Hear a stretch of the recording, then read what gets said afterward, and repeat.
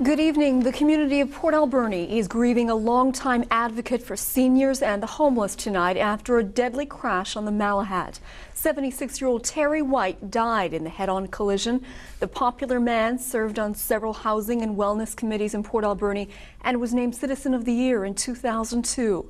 But Wednesday evening, he and his wife were on the Malahat when initial reports suggest he suffered a medical emergency, crashing into two other vehicles. As Kylie Stanton reports, people fighting for barriers on the highway say something needs to be done to make the road safer. Salt Spring Island's over there. Looking out over the ocean at a rest stop along one of Vancouver Island's most scenic routes. But it's also one of the most dangerous, and Wednesday another life was lost. The 76-year-old male and his wife from Port Alberni were taken by ambulance to Victoria General Hospital.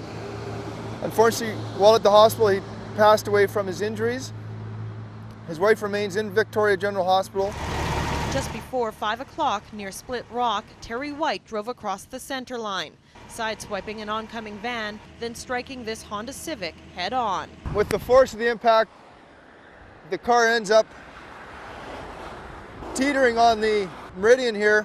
Now only shards of glass remain, and spray paint marks the point of impact, once again drawing attention to calls for improvement, this time from first responders. Concrete barriers seems to be the cry of the week.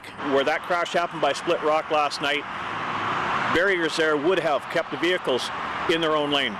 Make the Malahat a safer roadway. It's exactly what Tom Jarvis is fighting for. Over the years, campaigns have been launched and petitions signed. I would say a good 80 to 90% of the people that signed all knew somebody or had a family member either being killed or really badly injured on the Malahat. After a motorcyclist was killed this past fall, a similar petition was started online, calling for the improvements and prompting this construction estimator to do the math. If you take these medians, they're roughly 500 units times $60 on a bulk price. Runs up to a $300,000 price tag. But the central meridians could require expansion in some areas of the stretch, and that's where it gets expensive. It falls on the provincial government, and at this point, the Ministry of Transportation is only in the review stages.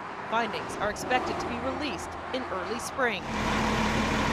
Until safety improvements are made, the message to drivers remains the same. Everyone needs to slow down. We are constantly getting calls of erratic drivers on the Malahat, in the South Island, because everyone seems to be in a rush to be getting someplace, and as a result, tragic things can happen.